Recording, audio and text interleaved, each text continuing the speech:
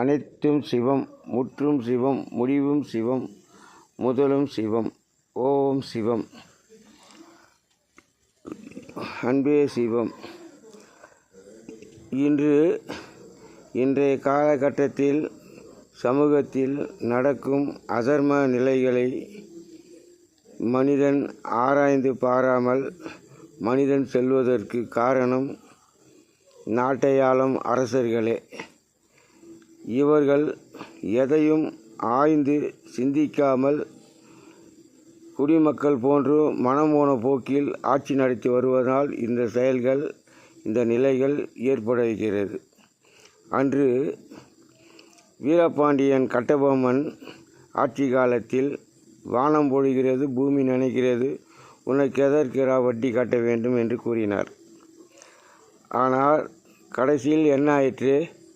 வெள்ளையன் அவரை தூக்கிலிட்டார். இறைவன் ஏன் அதற்கு அந்த வழியை வகுத்தார்? காரணம், தன்னை அறியாமல் அவர் செய்த பிழை.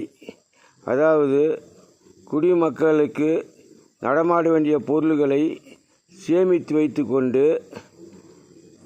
வைத்ததினால் குடிமக்களுக்கு பொருள் தடுமாட்டம் வரும்போது புதிதாக உருவாக்க இறைவன் பல உயிர்களை வேகமாக உருவாக்க இறைச்சிகளை கொண்டு வந்து அது நிலையில் பாவ புண்ணியத்தையும் வகுத்து தொகுத்தார்.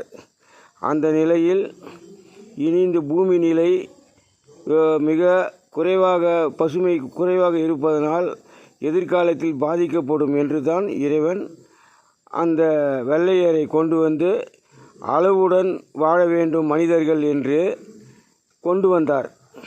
ஆனால் வெள்ளையன் ஆட்சி காலத்தில் வகுத்த சட்டம் தெளிவானது, அதை யாரும் உணர்ந்தறியவில்லை. ஒரு பாலத்தின் மீது வாகனங்கள் சென்றாலும் அதில் லாரியில் லோடு ஏற்றி கொண்டு செல்லும் போதும் அளவுடன், அங்கு வாட்ச்மேன் எதுவுமே அளவுடன் செல்வதற்காக குறுக்கே ஒரு தண்டவாளத்தை போட்டு பல இது போன்ற லீலைகள் எல்லாம் அளவுடன் வாழ வேண்டும் என்பதற்காக இவ்வாறெல்லாம் செயல்பட்டு அந்த பாலமும் நீண்ட நாள் வாழும் அளவிற்கு இன்றும் எத்தனையோ பாலங்கள் வாழ்ந்து கொண்டு வருகிறது. எதிர்காலத்தை நினைத்து செயல்பட்டார்கள். அவர் மூளையை இவர்கள் பயன்படுத்தவில்லை. காரணம், இவர்கள் இன்றும் அதே நிலையில் கேரளாவில் ஆண்ட அதே மன்னர் ஆட்சி காலத்திலும் தண்ணீர் எடுக்கும் குடம் முதல் பல வகை பொருள்கள் தங்கத்திலே வைத்து கோவிலில் வைத்து இவர்கள் செயல்பட்டார்கள். காரணம், குடிமக்களை கீழ்தரமாக கொண்டு செல்லவே அன்றிலிருந்து இன்ற காலம் வரை வருகிறது. இத்தனை காலம் சென்று விட்டது. எத்தனையோ வழிகள், எத்தனையோ ஆட்சிகள் ஆண்டு வந்துவிட்டீர்கள். ஆனால் இனி பூமியில் நிலை மிக கடினமாக இருப்பதனால், இன்னும் அதே நிலையில் செல்வதனால் மக்கள் நிலை எவ்வாறு இருக்கும் என்று இந்த மூடர்கள் இன்னும் யோசிக்கவில்லை. அது முக்கியமாக யோசிக்க வேண்டியவன் மூடவன், தமிழ்நாட்டை ஆளும் அரசன்தான். இவன் மிக மூடன். இவரும் போகிற மூடர்கள் இதுவரை எவரும் இல்லை. காரணம், அவர் குடும்ப அரசியல் ஆவதால் அவருக்கு இறைவன் நல்லறிவு தரவில்லை.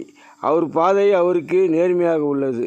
ஆனால் உள்நோக்கும் அத்தனை சுயநிலைத்தலில் செயல்படுகிறது. இது உண்மை என்று இறைவன் கூறும் பதில். இது காலம் பதில் சொல்லும். ஓம் சிவம். அன்பே சிவம். அனைத்தும் சிவம்.